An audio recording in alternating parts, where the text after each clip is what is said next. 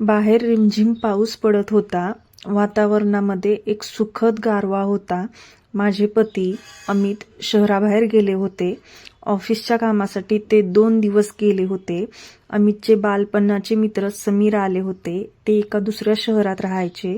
ते काही कामानिमित्त आमच्या शहरात आले होते. अमितच्या सांगण्यावरून ते आमच्या घरी थांबले. अमित घरी नसला तरी काही वाटले नाही. समीरचा स्वभाव खूप मनमिळाऊ होता. त्यांचा स्वभाव खूप आदरयुक्त होता. मला घरात अजिबात अवघडल्यासारखे वाटले नाही.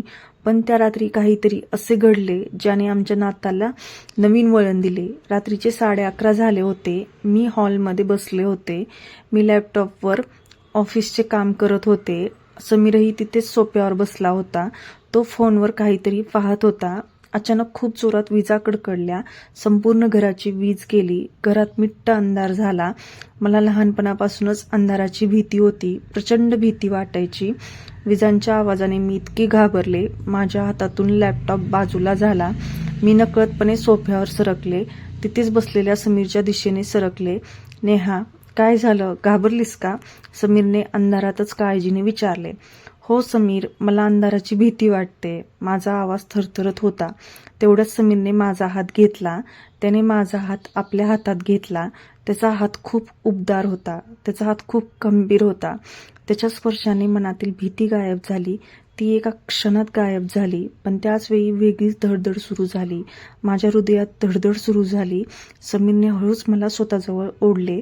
त्याचा एक हात खांद्यावरून मागे नेला. त्याने मला मिठीत घेतले. मीही स्वतःला रोखू शकले नाही. मी माझे डोके टेकवले. त्याच्या छातीवर डोके टेकवले. आम्हाला दोघांनाही स्पष्ट ऐकू येत होते. एकमेकांच्या हृदयाचे ठोके ऐकू येत होते. काही वेळ आम्ही दोघे तसेच बसलो. शांत बसून होतो. बाहेर पडणाऱ्या पावसाचा आवाज येत होता. घरात फक्त आमचे श्वास होते.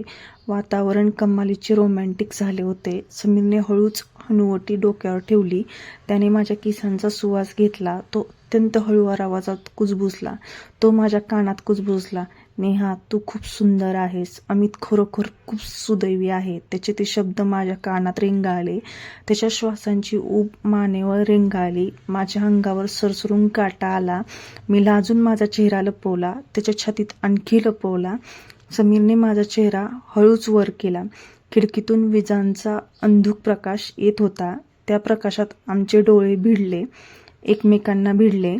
त्याच्या नजरेत अनावर ओढ दिसत होती. माझ्याबद्दल ओढ दिसत होती. समीर हळूहळू माझ्या चेहऱ्याजवळ आला. त्याने अत्यंत नाजूकपणे आपले ओठ टेकवले. त्याने आपले ओठ माझ्या ओठांवर टेकवले. तो स्पर्श इतका उत्कट होता. तो स्पर्श खूप रोमॅन्टिक होता. मी माझे डोके घट्ट मिटून घेतले. मी माझे हात घट्ट रोवले. त्याच्या पाठीवर घट्ट रोवले. तो एक प्रदीर्घ प्रसंग होता. तो एक शांत प्रसंग होता. त्यामध्ये आम्ही दोघेही जगाचा विसर पडलो. एकमेकांच्या श्वासात विरघळून गेलो होतो. थोड्या वेळाने वीज परत आली. घरामध्ये पुन्हा प्रकाश झाला. आम्ही दोघेही थोडे मागे झालो. आमच्या दोघांच्याही चेहऱ्यावर लाज होती. एक गोड लाज आणि संकोच होता. समीरने माझ्याकडे पाहिले. त्याने एक सुंदर हसू दिले आणि समीर म्हणाला, सॉरी नेहा, पण मी स्वतःला रोखू शकलो नाही. मी फक्त गालातल्या गालात हसले. मी उठून माझ्या रूमकडे जाऊ लागले.